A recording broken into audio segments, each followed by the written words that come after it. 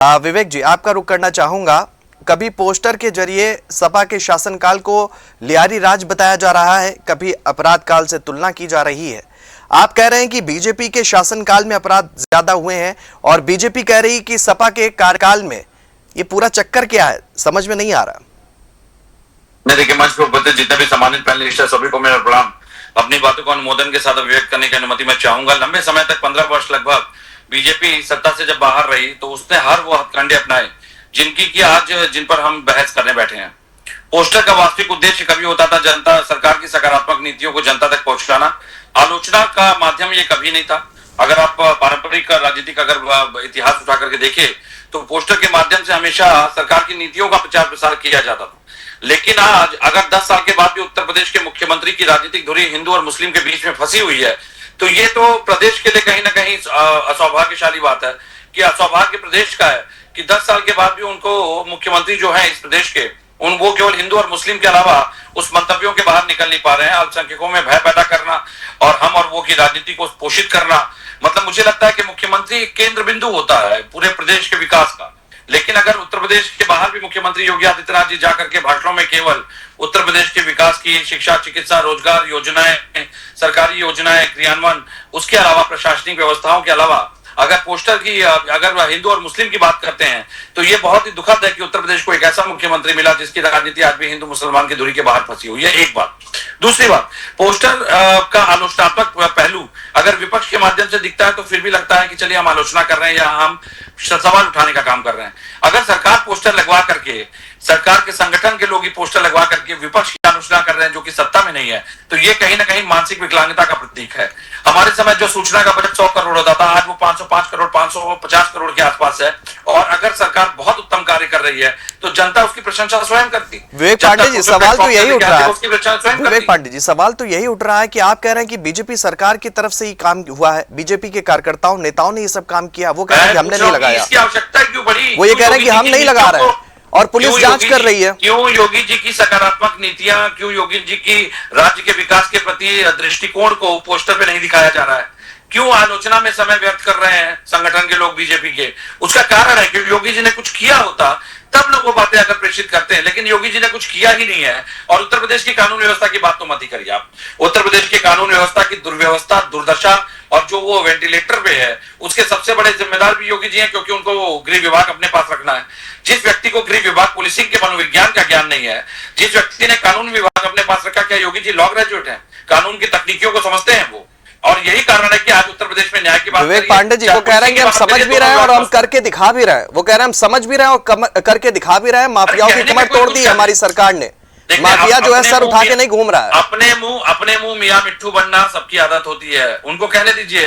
वो तो एनसीआरबी के आंकड़ों की मीडिया जो आप दिन भर रिपोर्टों में कैमरों में दर्ज करते हैं वो तो सब स्पष्ट रूप से दिखाई दे रहा है। नहीं, एनसीआरबी के आंकड़े का आप जिक्र कर रहे हैं वो भी तो बीजेपी के फेवर में आते हुए नजर आ रहा है। नहीं, स्टेट मैनेज्ड आंकड़ों की बात मत करिए। स्टेट मैनेज्ड आंकड़ों पे हम नहीं बात कर रहे हैं, हम एनसीआरबी के उन आंकड़ों की बात कर रहे हैं। योगी सरकार बनते ही 112 बलात्कार एक हफ्ते के अंदर हुए थे।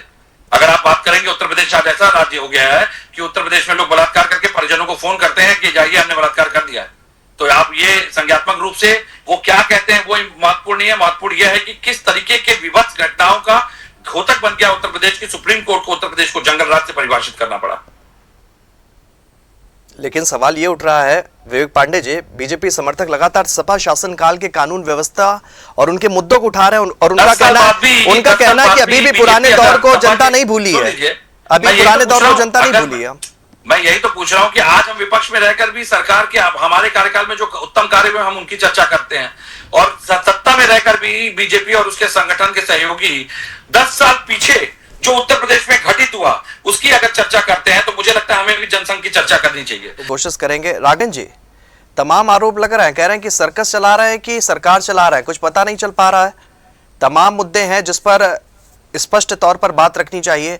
जनता इन मुद्दों से दो चार हो रही है, लेकिन बीजेपी की सिपा सलाहकार क्या कर रहे हैं? कह रहे हैं सिर्फ मीटिंगों से बात बन जाएगी और जनता परेशान होती रहेगी। कैसे बात बनेगी? वो कह रहे हैं हम महंगाई के लिए सड़कों पर हैं। बीजेपी ने क्या कुछ किया? वो भी महंगाई पर, पेट्रोल डीजल को लेकर, सिलेंडर के बढ़े हुए दामों को लेकर 2014 से पहले जो है सिलेंडर को लेकर तमाम नेता जो है सिलेंडर को कंधे पर लादे हुए चलते हुए नजर आते थे। आज वो नेता कहाँ गायब हो गए? उनको अपने बयान भूल गए क्या? वो इस तरह के आरोप लगा रहे हैं। राघवन जी प्लीज। शोभित जी, विवेक जी ने कहा कि हमारे योगी जी मुस्लिमों के पीछे छुप जाते, और इनका नेता क्या करता है जो इनकी पत्नी के लिए मौलवी कहता है, तो वो तो सामने से मुझे व्यक्तिगत जवाब देना अरे व्यक्तिगत क्या, नहीं, व्यक्तिगत जवाब देना पड़ेगा मुझे। तुम्हारा नेता अब तू तड़ाक पे आगे लीजिए, मैं आपको सम्मान से तुम्हारा नेता ठीक है विवेक जी, अब आप व्यक्तिगत हो जाइए, सुनने के लिए तैयार मुस्लिमों के पीछे, चलिए आप व्यक्तिगत हो जाइए, चलिए मोदी जी पे चर्चा कर ले जरा, आइए आइए चर्चा करोगे तो पत्नी की बात आई है ना, आइए चर्चा हो जाएगा, आइए चर्चा हो जाएगा, तो तुम्हारा क्योंकि एंकर राघवेंद्र जी प्लीज इस तरह के शब्दों का नहीं, आप वरिष्ठ नेता है, देखिए चर्चा को अच्छे से चलाएंगे आगे ना। ठीक है राघवेंद्र जी आप वरिष्ठ हैं, इस तरह के शब्दों का प्रयोग नहीं करेंगे, निवेदन है आपसे। ठीक है विवेक पांडे जी, आप लोगों की राजनीति देखते हैं कि मुद्दों में गिर रहे हैं, तो सीधे परिवार पे डाल ठीक है, लेकिन मेरा सवाल था राघवेंद्र जी, मेरा सवाल ये नहीं था। मिर्ची लगेगी, मैं तो सवाल खाऊंगा भी, राघवेंद्र जी मैं निवेदन करूंगा इस तरह के शब्दों का प्रयोग नहीं करेंगे, आप सभी वरिष्ठ हैं।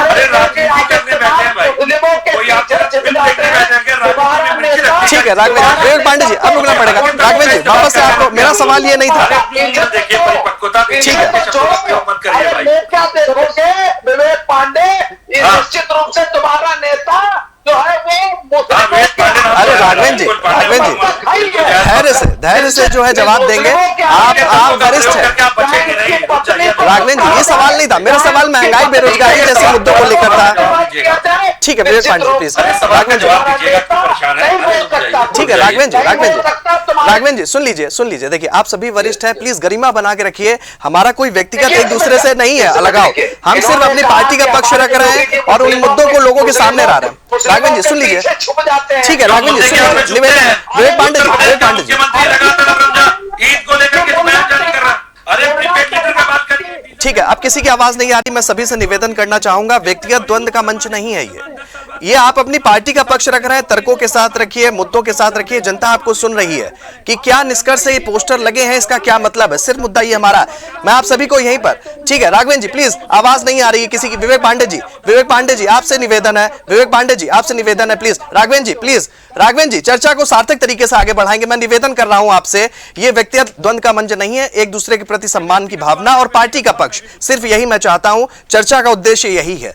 मैं आपसे निवेदन करता हूं, महंगाई बेरोजगारी जैसे मुद्दों पर मैंने एक सवाल किया है, राघवेंद्र जी आप पार्टी का पक्ष रखिए प्लीज। राघवेंद्र जी मैं स्पष्ट रूप से बता दूं, जब आप इस तरीके की बातें करते हैं कि वो इसके पीछे छुप जाते हैं, उसके पीछे ठीक है अब छोड़िए, उसका जवाब भी मैंने दिया। राघवेंद्र जी और प्लीज, रही बात, समाजवादी पार्टी केवल आरोप लगा सकती है, लेकिन आंकड़े उसके साथ नहीं है। सपा सरकार के 5 साल में भाजपा द्वारा पेश आंकड़े के अनुसार 38 लाख नौकरी, 1 लाख प्रीपेड और पोस्ट मीटर का जवाब दीजिए पहले। अरे भाई ठीक है विवेक पांडे जी सुन लेते हैं, मीटर मेरा भी तो होना है, बताएंगे कब होगा। ठीक है वो आ रहा है उसी पे आएंगे। विवेक पांडे जी सुन लेते हैं, नहीं सुन लेते हैं, ठीक है विवेक पांडे जी प्लीज सुन लेते हैं। राघवेंद्र जी जल्दी लगती है, ठीक है राघवेंद्र जी प्लीज कंप्लीट। 2026 में 9 लाख से अधिक युवाओं को नौकरी देने का काम किया और सरकार सपा के करीब 6.5 गुना ज्यादा नौकरियां हमने दी। केवल सरकारी भर्ती ही नहीं, रोजगार की स्थिति भी सुधरी है। भाजपा सरकार PLFS आंकड़े बताते हैं कि उत्तर प्रदेश में बेरोजगारी दर 18-19 के में 5.7 थी, जो 22-23 में घटकर 2.4% रह गई। अभी नीरज महरे जी ने सवाल पूछा था, तो नीरज भाई साहब को भी मैं बताना चाहूंगा कि आज भर्ती प्रक्रिया मेरिट और पारदर्शिता के आधार पर हो रही है। भले ही हमें दोबारा करानी पड़ती है, लेकिन धांधली नहीं होने देते हैं, धांधली नहीं होने देते हैं। देखिए ताली बजाने का समय आ गया। 15 से अधिक पेपर लीक कर दिए, बोलते हैं विवेक पांडे सुन लेते हैं, विवेक पांडे उनके अपने तर्क है, राघवेंद्र जी अपने तर्क है, इसको बेवकूफ बना ठीक है विवेक पांडे उनके तर्क सुन लेते हैं, परीक्षाओं में अब सुन लेते हैं विवेक पांडे जी प्लीज। कोई परीक्षा समय पे विवेक पांडे जी सुन लीजिए, राघवेंद्र जी अपने आंकड़े अपने तर्क है, मौका नहीं दिया, ठीक है ताली बजाने का टाइम आ गया।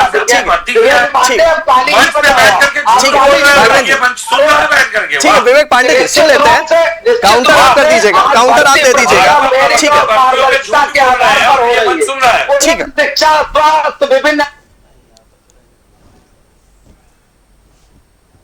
सपा के समय भर्ती पर विवाद और सीमित अवसर सरकार में बड़े पैमाने पर कितने बच्चे हो रहे जो कहते हैं कितने बच्चों को नहीं देने में लगा वो बताइए। उसको उसने उठाया है। सपा के युवाओं को इंतजार दिया, सपा ने युवाओं को इंतजार करो इंतजार करो इंतजार करो। और 20,000 भाई बहनों की जो नौकरी आपने खाई ना, आज इसी वजह से पावर की इतनी बड़ी दिक्कत है कि कहीं को जा रहा है तो लाइन बनती नहीं है। 20,000 भाई बहनों की नौकरी खाई है ठीक है राघवेंद्र जी, विवेक पांडे जी निवेदन आपसे, विवेक पांडे जी ठीक है ठीक है इन्होंने एम्बुलेंस की नौकरी खाई, एम्बुलेंस ड्राइवरों की नौकरी खाई, 20,000 भाई बहनों की नौकरी खाई, सीधे 50,000 तो यही हो गया। ठीक है आप रुकना पड़ेगा, आप सभी को रुकना पड़ेगा। विवेक जी आप रुकना पड़ेगा, राघवेंद्र जी आप रुकना पड़ेगा, राहुल जी ठीक है ठीक है विवेक पांडे जी ठीक है राघवेंद्र जी आपके पॉइंट आ गए। देखे तो सरकार सपा सरकार में करीब 27,000। ठीक सुन लीजिए अरे विवेक पांडे आप सुन लीजिए ठीक है वो आपको सुनेगी, ठीक है वो आपको सुनेगी, रफ्तार भी लगभग ठीक है राघवेंद्र जी ये आप इस तरीके के हवा हवाई बातें करते हैं। अरे वो दिख रहा है, वो डेटा आंकड़ा आपका सब जानते हैं कितना हवा-हवाई बातें हैं। मौलाना आज आगरा में एक रशिया की महिला बन करके उसके साथ छेड़छाड़ हुई है। अब विवेक पांडे जी रुकना पड़ेगा, ठीक है वो सब बेरोजगार थे जो वहाँ पे बैठे हुए उसको छेड़ रहे थे, वो आपकी बेरोजगारी दिखाई दे रही है सड़कों पे। ठीक है अब रुकना पड़ेगा, सभी से निवेदन अब रुकना पड़ेगा। ठीक है विवेक पांडे जी मैं निवेदन कर रहा हूं, राघवेंद्र जी रुकना पड़ेगा। देखिए इस तरीके से नहीं बात बनेगा ना, राघवेंद्र जी के अपने आंकड़े हैं, वो आंकड़े दे रहे हैं, अगर सहमत नहीं है तो आप उसका काउंटर कर दीजिएगा, मैं आपको मौका दूंगा, उन्हें कम से कम कंप्लीट तो करने दीजिए। विवेक पांडे जी ठीक है उनके अपने आंकड़े हैं, उन्होंने कहीं से जुटाए होंगे, कहीं से उनको नोट किया होगा, वो अपने तथ्य रख रहे हैं, आपको कहीं लगे तो आप उसे काट दीजिएगा।